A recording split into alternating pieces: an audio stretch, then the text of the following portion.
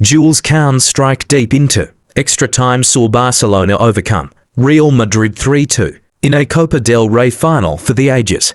A Clásico of twists and turns was settled in Barca's favour on Saturday, as Hansi Flick's team kept their treble hopes alive. Koundé was Barca's hero at Estadio Locatia as he drilled a powerful, low effort into the net from outside the box to put them back ahead in the 116th minute. Madrid had earlier come from behind in normal time, thanks to 2 goals in the space of 7 minutes.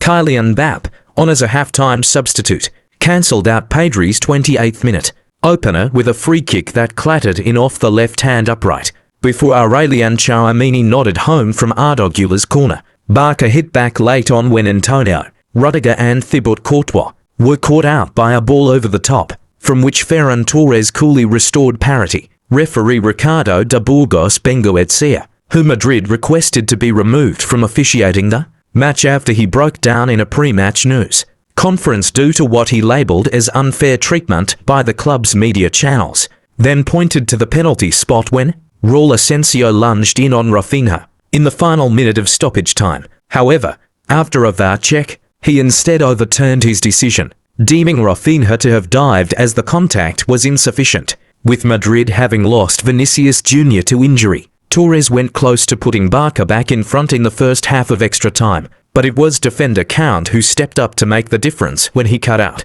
Luka Modric's sloppy pass. Tempers boiled over as full-time approached, with Rudiger, who had been taken off by Carlo Ancelotti, dismissed for reacting wildly to a decision to award Barcelona a free kick, and from the resulting set-piece, Madrid's hopes were ended by the whistle, and Los Blancos, who also had Lucas Vázquez sent off after full-time, must now attempt to rally themselves for another Clásico, this time in what could be a La Liga title decider on May 11th. Brilliant Barca get over the line. Koundé was the unlikely hero on the night, but Barca's resolve after going 2-1 down was truly remarkable to watch.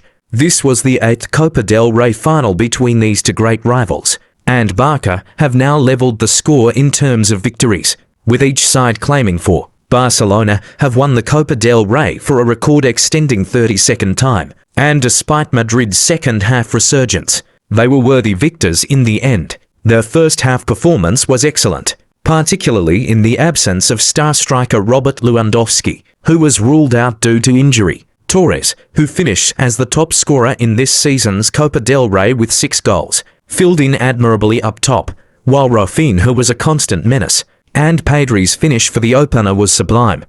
The Spaniard was teed up by Lamine Yamal, who has now contributed to goals in his last 3 Clásico appearances, scoring twice and providing 1 assist. He became the 4th Barca player to achieve that feat since the start of 2013-14, after Luis Suarez, Sergio Roberto and Rafinha. Flick's side have now lost only one of their last 28 matches across all competitions, that one loss being their 3-1 reverse at the hands of Borussia Dortmund on April 15th. They have recorded the joint most wins across all competitions of any team in Europe's Big 5 leagues in 2025, level with Paris Saint-Germain on 23. It is also a 3rd straight Clásico victory for Barca, who triumphed in the Supercopa de España final and La Liga fixture earlier this season. The next Clásico could well be the top-flight title decider as well. Barca are the team from Europe's Big 5 leagues who have scored the most goals this season,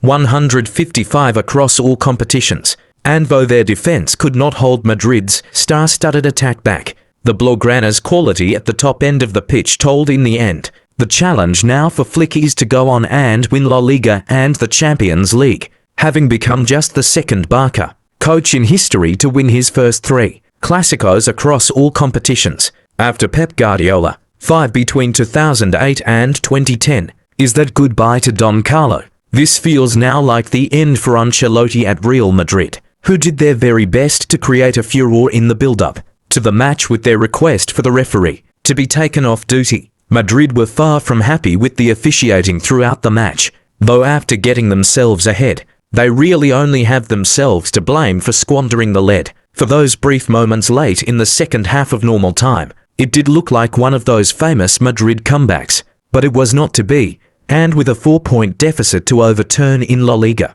It looks likely that Los Blancos end the season without any silverware. Modric, so often the mercurial in Madrid's midfield, made the sloppy turnover that led to Count's winner. The Croatian was making his 37th Clásico appearance, equaling Fernando Hierro, Raul Gonzalez and Iker Casillas for the 10th most games played in the fixture. Bap, who started the game on the bench owing to an ankle injury, was introduced at halftime with Madrid staring down the barrel of defeat, and it is fair to say he changed the game. He won and then converted the free kick for the equaliser and also thought he had won a penalty just moments after Count's goal, only to be flagged offside. The France star has been involved in 8 goals in his last 6 finals, 6 goals and 2 assists, 3 for PSG and 3 for Madrid, scoring in each of his for such appearances for Los Blancos. He is the first La Liga player to achieve that for any team, but it was not enough.